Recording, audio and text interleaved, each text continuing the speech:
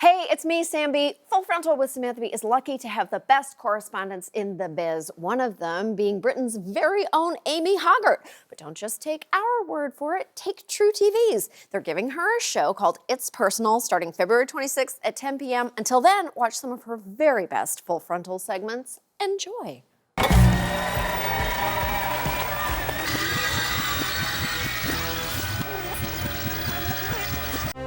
Earth, our pale blue dot, is in hopeless turmoil. The main problems facing Earth today: prejudice, climate change, conflict and war, plastics. These concerned souls are gathered because they may have found the solution to our problems, creating a new nation in space. Asgardia, the first space nation of the united humankind, has been born. Asgardia will be a peace-loving country based on spaceships orbiting Earth someday. For now, they're starting on this planet, specifically at a palace in Austria, where they're meeting for the first time to inaugurate their new government, headed by their founder, Russian billionaire Dr. Igor Ashabaly. They already have a flag, a constitution, and a hit single. So far, over 200,000 Earth people have signed up, and they plan to be living in this space utopia in 25 years. Every time humanity moves somewhere, everything gets better. From Africa to Europe, Europe to America, then East Coast to West Coast. This douche pilgrim is right. Earth will get better when he moves. And his fellow Asgardians are hard at work, perfecting their democracy. It's extremely important to establish a democratic state here. We have our representatives. Yeah. We have our head of nation. Was he democratically elected? And the king is never democratically elected. Got it. A progressive democracy with an all-powerful king. Dr. Igor is a visionary who... Did you say Dr. Evil? No, Dr. Igor. Okay. He is trying to take what's best of Earth politics and Earth culture and leave some of the worst parts behind. But he made himself leader. He founded the nation. Give him a break. I think he is a very rich man who started his own country and made himself space king, and that is definitely the simplest narrative. Well, it's a wrong narrative, but you don't need to be jealous of his wealth. How did he make his money? I'm not here to talk to you as his accountant or his... It does just seem relevant how he made his money. Look it up. I did, and this peace-loving space king made his money building ballistic missiles for Vladimir Putin. Dr. Igor is part of the Billionaires Club, who think that the problems of the Earth are literally beneath them, just like Jeff Bezos and this cave expert. I've got a crazy idea. What if space billionaires spent their money on Earth problems? First of all, Dr. Ashabaly is contributing to preservation of culture. How do I put it? What's the right way of saying it in English? World hunger? Or no, not world hunger. He rebuilt some churches. So his position is that we will only work for now on things which I'm sure I can see through in my lifetime. Wow. He's in his 50s. It's... 50s? And he's wasting no time getting started. Asgardia 1 was launched as a collected data satellite for Asgardians to give any Asgardian a little stake in space. Citizens were invited to put some data onto that satellite. It's poetry, it's words, it's personal data, it's photographs, and we launched it. It's 0.5 terabyte of data. So it's an iPod? Well, it's orbiting the Earth, so Asgardia's got space territory. And apparently that iPod is now a country. There's no law which defines whether you're a nation or not. It's a judgment call. We judge ourselves to be a nation, and I'm sure we'll get UN recognition. So you're not worried you're putting all your eggs in one loophole? What's the loophole? That you can be a hard drive in space. Why is that a loophole? Because they probably, when they wrote the rule book, hadn't considered that someone would say, we're going to call a satellite a country. Here's some news for you. Yeah. We've got more citizens than a lot of nations on Earth, so it would just be a bit silly if the United Nations said you're still not a nation. So I went to find out from the UN's Director of Outer Space Affairs. In theory, is it possible for someone to launch an object into space and claim that it's a country? Okay. This never happened, but okay. Is that because it is a joke? Yeah. Okay. Okay, so the UN might not be on board, but these people are coming together from far and wide to unite all of humanity. Almost. It's a cross-section of the human race. What ratio male to female? It's about 85% male, 15% female. It's almost completely male. It's not almost completely male. What, do you think 30,000 isn't very many women? It's a tiny fraction of the overall population. 30,000 women is a lot of women. How many men, then? Wait a minute. Well, it'd probably be about 180,000. Because? Because perhaps just men find the space flight and that sort of thing more interesting. You're kind of missing a point here. And women. Men and women. So we slipped that in. That's sneaky. You're not being sexist about this, are you? No, that's your job. But maybe Asgardia's top woman has a better answer. To people who come to me and say, do something as a person in top management to bring in more women, my message is, you go out and do something to bring more women. Ask your girlfriend, ask your sister, ask your mother. As a woman, what would attract you? You men, tell me how to interest women you know, bring them into Asgardia. So maybe 2-for-1 drinks? If only someone here on Earth was supporting space programs for women. This project is called Space for Women and is mainly devoted to STEM education, in particular for women and in particular for women in developing countries. We help them then in their career path. What we are really missing right now is money. So if someone had like $1 billion to spare, your program sounds like a good use of it. I would love that. Before we are able to live on longer periods in space, we need to be sure that we can protect our own planet. For the time being, it's the only home we have. Amy's log, stardate 96082. The Asgardians are a hopeful species that may struggle to reproduce. They're intent on shirking the problems of their origin planet, yet there's something about this place. A place for hope, a place for dance, a place sort of in space. Goodbye from this planet. Lena and I have some handmaidening to get on with. And we're looking for women to join us. Oh, God.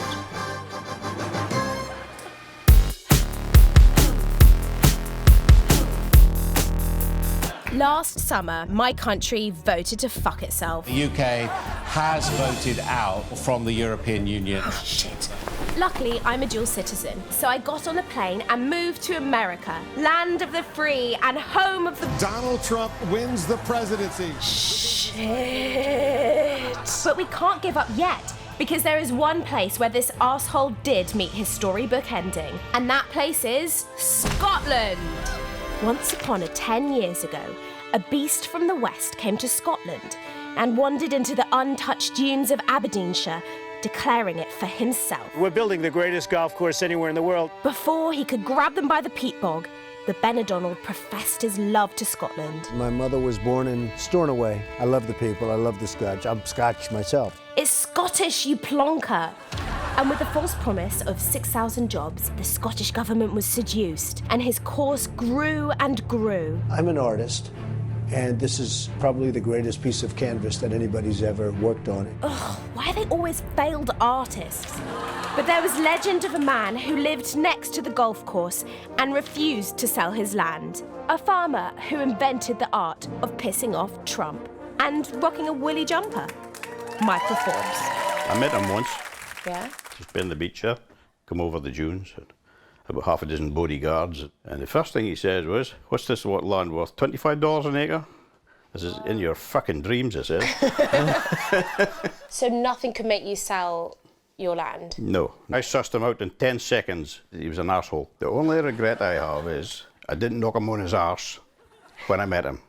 This drove the Banshee so mad that he lumbered in front of some TV cameras to start wailing. I look at Mr. Forbes and his disgusting conditions. Mr. Forbes lives in a pig-like atmosphere. It's a slum. I mean, it's horrible the way he maintains it. Did you feel really hurt when he called you a pig? I was actually laughing about it. And so was my mother. She thinks he's a clown. I love pissing him off.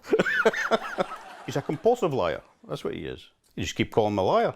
Yeah, it is bound to hurt someday. During the election, I was calling him a liar because I was part of this secret Facebook group. I don't think it made a massive impact. But rather than preaching to the choir, Michael painted it on the side of his shed. This enraged the beast even more, and he sent the government to seize Forbes' land. But the farmers' fight had inspired the villagers, like our next hero. Here's Trump threatening to seize Michael Forbes' land, so I offered to purchase a small part of it. Why would you purchasing it stop him from seizing it? At that time, I was a researcher in Antarctica, and so if they wanted to purchase it from me, they'd have to come and see me about it, 9,000 miles away.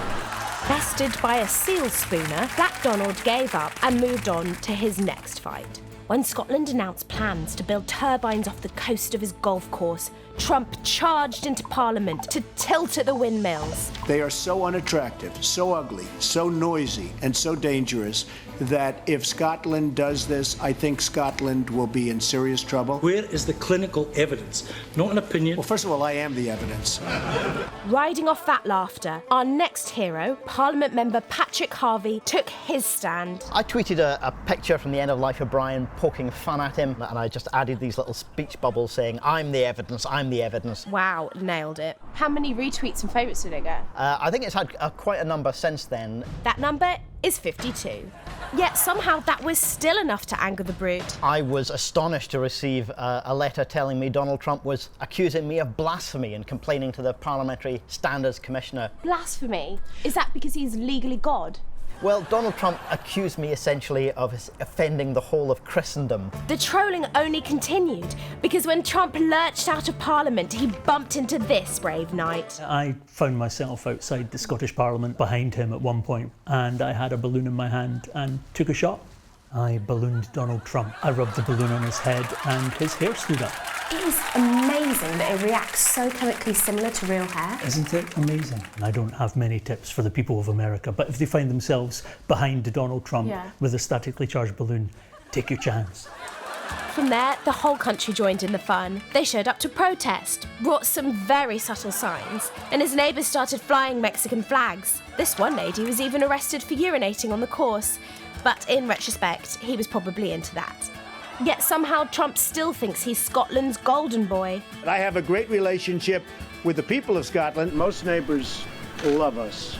I hit the pubs to hear what Trump's Scottish neighbours really think. I think Donald Trump's the biggest ball bag in the world. He's an idiot. He's a spoiled baby. A walloper. My toothpaste cunt. A ball bag. What's it mean? You're the skin that holds in the testicles. Just the sack. That's it, you're just the sack. I'm a fanny. Just by tits. Just a bit of a wank. Slimy, greasy. He's a fucking prat. He's an awful. Donald Trump is a cunt. That's right. That's very right. As fun as it is to shit on Trump, I was still so lost. And also, very drunk. Sure, the windmills are being built, his course is losing money, and Michael Forbes still has his land. But back home, President Trump is just teeing off. What advice would you give to Americans? Just keep pissing him off. Just keep him busy by annoying him. Yeah. And then he can't do all the stuff we're worried about. An arsehole's always an arsehole. Keep pissing him off, and he'll crack up, Yeah. and he'll end up in a padded cell. Michael is right. We can't give up. We have to choose life. Choose pissing him off, because apparently anyone can do it. A cranky old farmer, a man who barely has a Twitter, Ginger Jesus, or even some dork with binoculars. Hey, fuck off! Choose being a dick. Choose getting 300 Scots to call him a dick. Oi! And if all else fails, choose showing your dick. Because he's just some tosser who can't even keep me off his actual golf course. He may have taken our country, but they'll never take our freedom! Freedom! Fuck off! That movie's like 20 years old, man. Jesus Christ. Have some respect. Wow, Scotland is mean.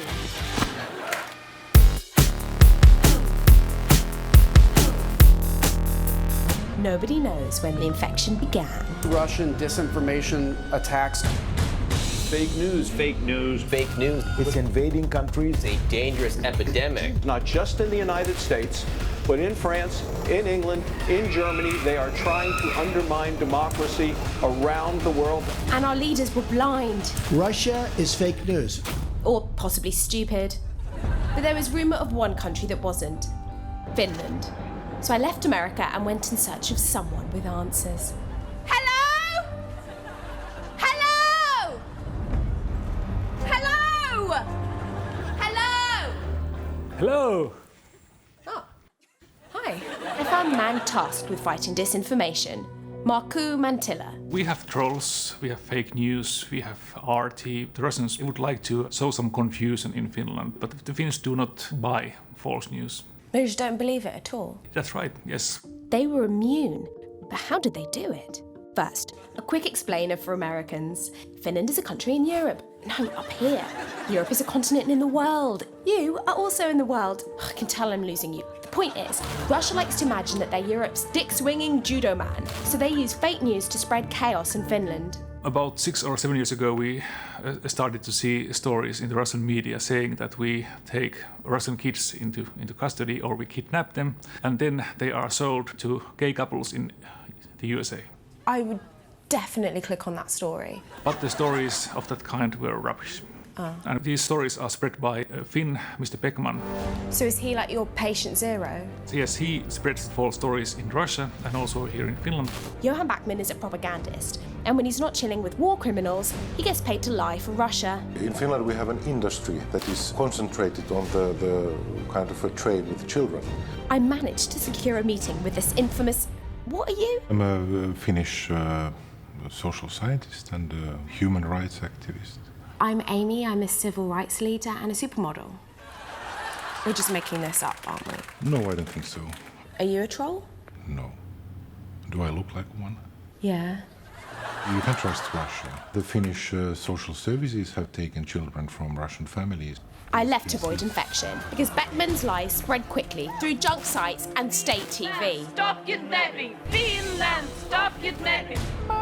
Then Russia followed up with lies about immigrants. Finnish cities will be surrounded by a ring of burning ghettos. And that lesser-known Johnny Cash song took off in Finland, leading to protests and attacks on refugees. But rather than fire their own immune system, like us, Finland actually found a solution. We needed to do something about it, and we hired the best experts from America to help us to counter the problem. From America? Yes. Are you taking the piss? I was just there. So I left Finland and found my way back to America, where I went to MIT to meet one of these experts, Adam Berinsky.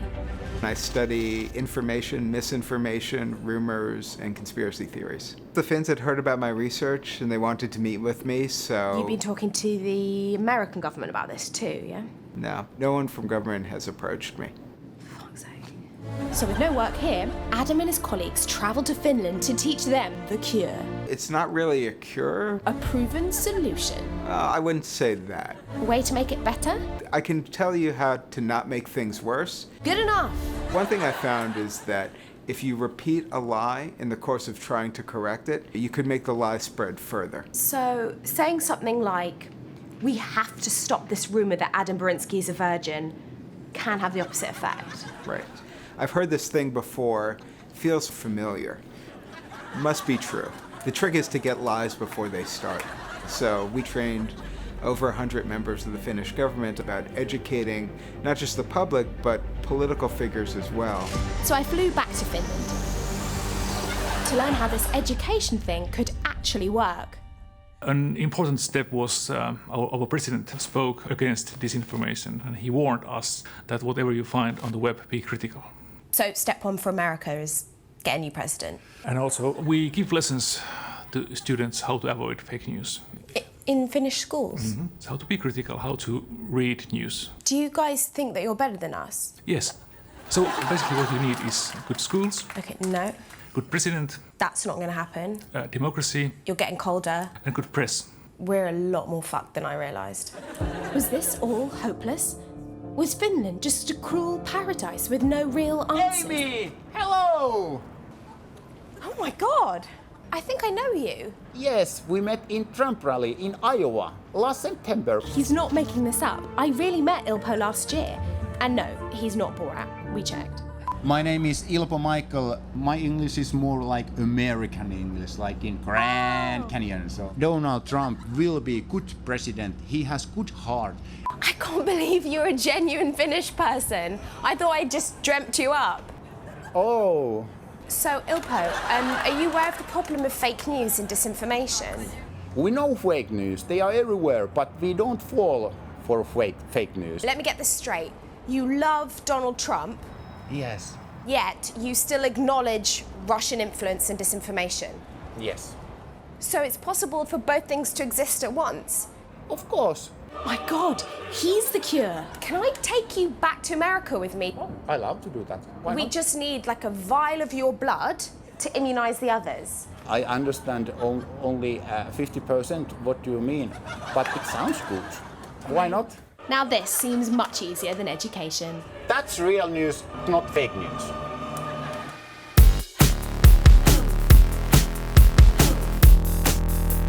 The presidential election is still 21 months away, but there are already too many choices. How can any candidate stand out from the pack? Your net worth is something close to $3.5 billion. A real-life billionaire! Exactly what America needs. But it seems like everywhere you look. Billionaire has become a bad word. They keep saying that it's immoral for anybody to be a billionaire. Is being successful now the new villain? Oh no, if we don't do something quick, a billionaire might not charge us $8 for a somewhat tolerable coffee. They should be sending these 0.1% people birthday cards, thank you notes, candy. That talking shrimp toast is right. So on a perfectly random street corner, I set up a crafting tent and dragged in some locals to share their Valentine's messages with America's real heroes, billionaires. They were told to be creative, romantic, but most of all, sincere. Fuck billionaires. They should be illegal. But billionaires are humans too, right?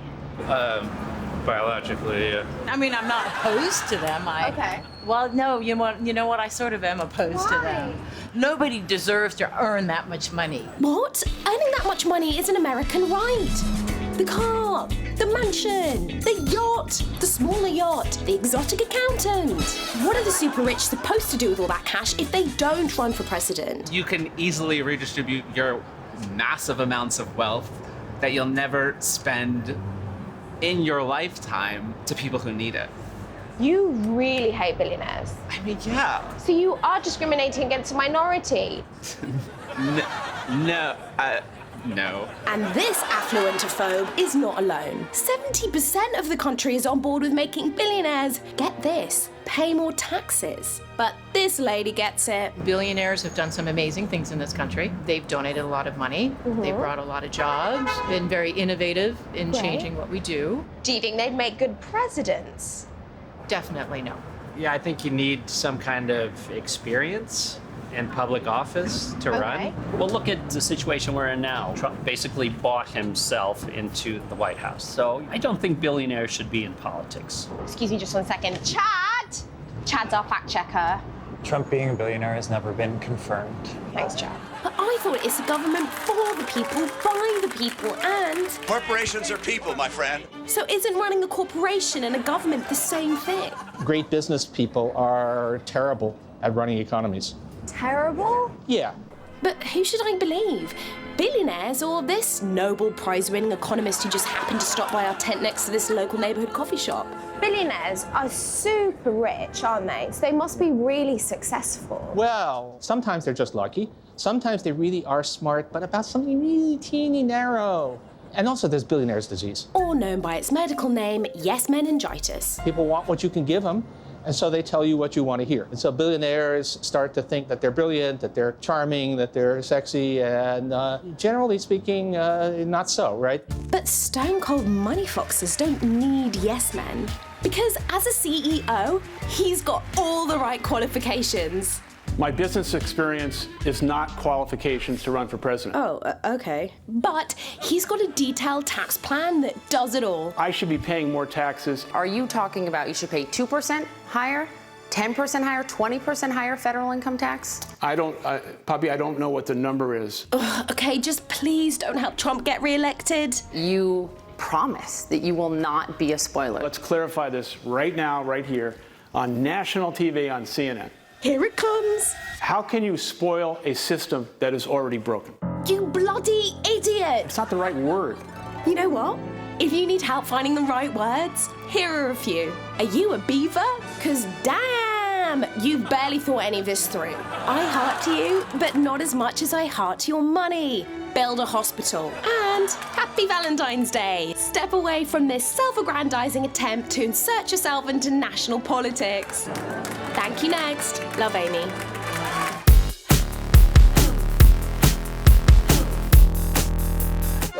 A brief history of Brexit for Americans.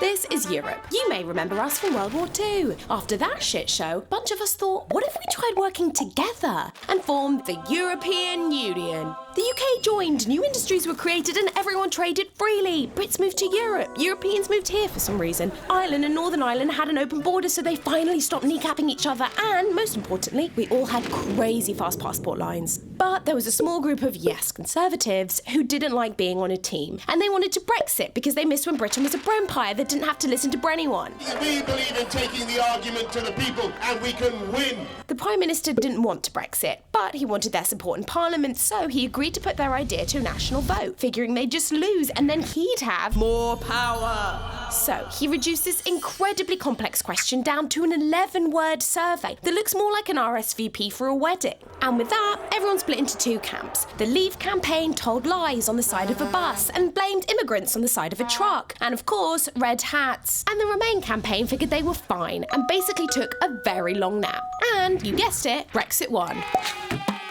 But, small issue, no one actually knows what Brexit means because no one actually expected it to win. And now this guy has to figure out what happens to all of the trade and industries and people and borders and the tens of billions of dollars we now owe the EU. But don't worry. Brits don't quit. And then he quit. And the Leave campaign never really planned to win, so they were absolutely thrilled. Yesterday, I believe the British people have spoken up, and I think we can be very proud of the result. They're terrified. So their party had a meeting and picked a new lady leader. We will build a better Britain. Sure you will. All you have to do is unite Britain and negotiate a favourable deal with the EU who want to punish you for voting to leave. But don't worry, this is the woman who knows the meaning of Brexit. Brexit means Brexit, and we're going to make a success of it. And no one knows what that means either, or even how to say it. We will make Brexit. But May doesn't care. She's busy having the time of her life, promising Brexit will be easy, even though she has no idea how to fix all this stuff. And rather than figure it out first, she decides to pass a law that triggers the Brexit countdown clock. Which means May has to figure everything out by March 2019. And if she doesn't, we'll crash out of the EU with no deal at all, which is very bad. So the EU stops by for tea and says, maybe let's start figuring out what the hell you just did. But May's like, not now, thanks, love. Because this cheeky minx has got a better idea. She only has a slight majority in Parliament, and her left-wing opposition leader is literally polling behind I don't know. So she could call a snap election. I'm not going to be calling a snap election. But then she does, because she wants to consolidate more power. But turns out, candidate May is terrible at campaigning. How do you unwind? I like walking. I spend quite a lot of time looking at cookbooks, and I quite like watching NCIS when I can. Please clap.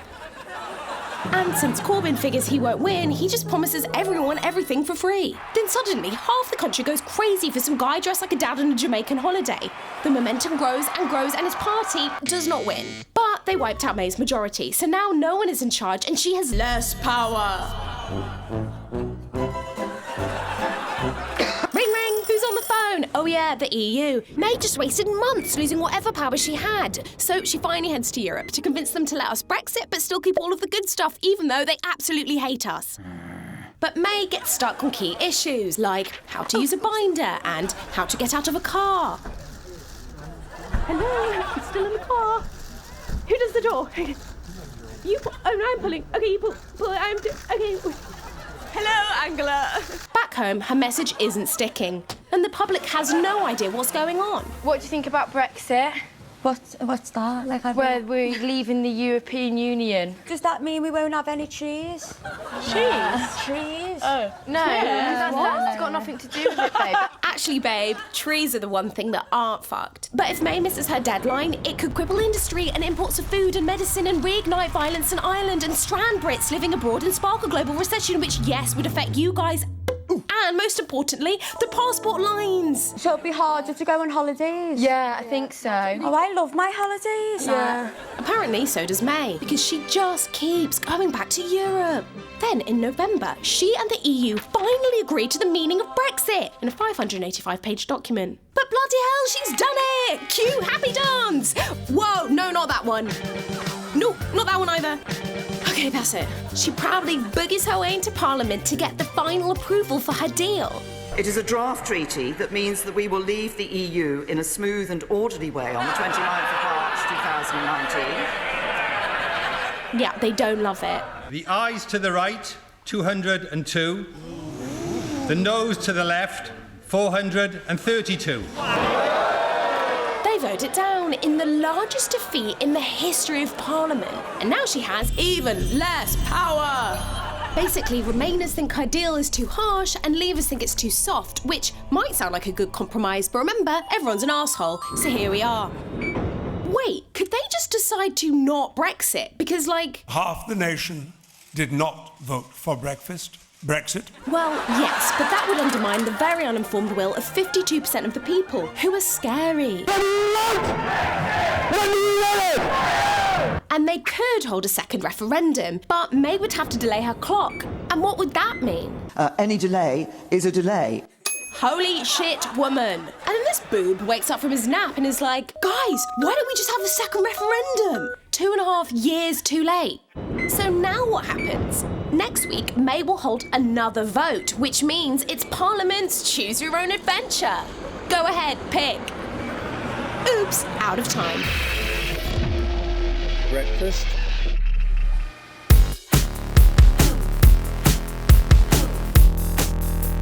Feeling confident the Democrats are going to sweep the midterms? Well, come to a Trump rally and prepare to soil your knickers. That's British for shit your pants. Better watch out, the blue wave ain't happening here.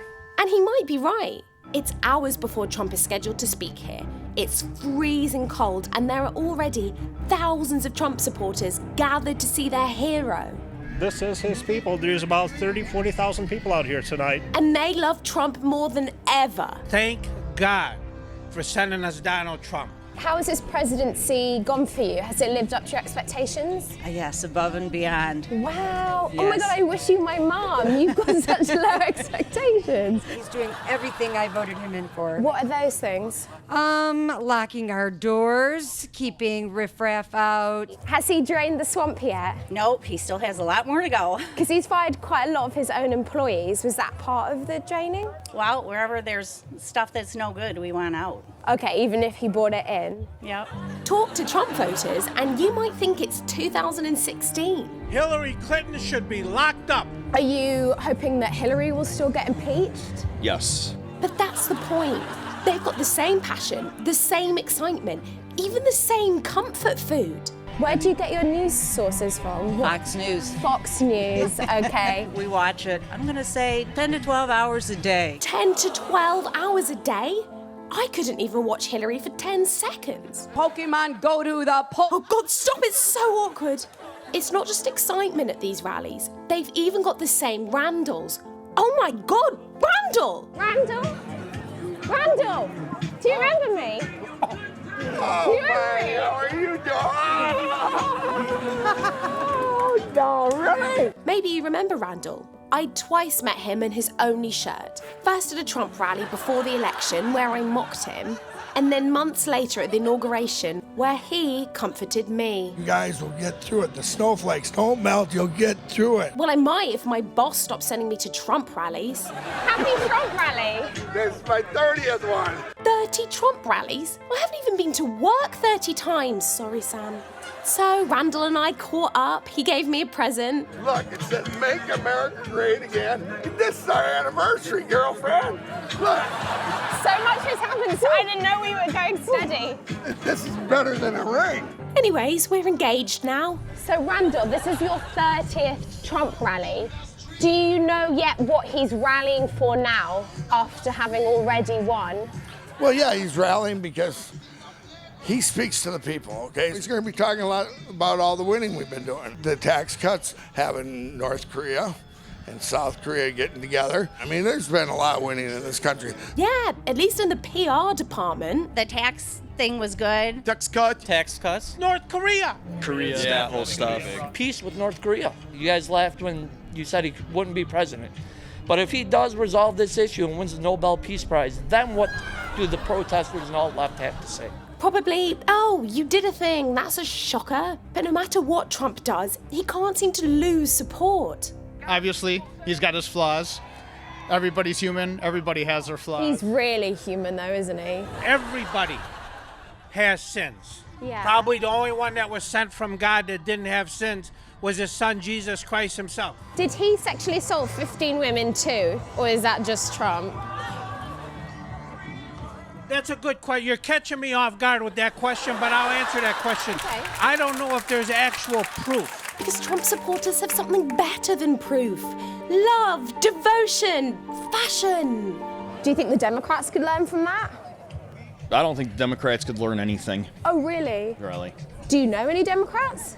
No, I don't associate with that form. Oh, wow, okay. Or liberals. And you know what more terrifying Ted Nugent does do? He votes. Happy midterms, everyone!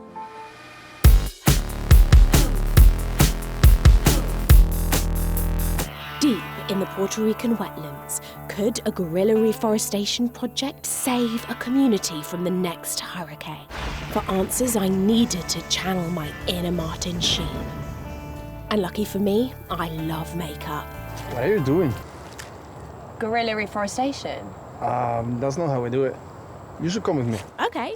This is Luis Merero of Caras, a grassroots non-profit that works to repopulate a federally protected wetland. When there's heavy rain, the soil acts as a giant sponge, able to absorb large amounts of water, so surrounding communities are less impacted by the floods. Luis leads classes for the next generation of environmental activists. What's the point in this exercise? Just remember that I hated grade school. So right now the kids are planting some white mangroves, the trees that used to be here in the wetland. It means that the water stays in the forest instead of going into neighborhoods around the wetland. Since hanging out with 12-year-olds was getting like super old, Sorry, can you make silence, Amy, please? I'm trying to teach here. Thank you.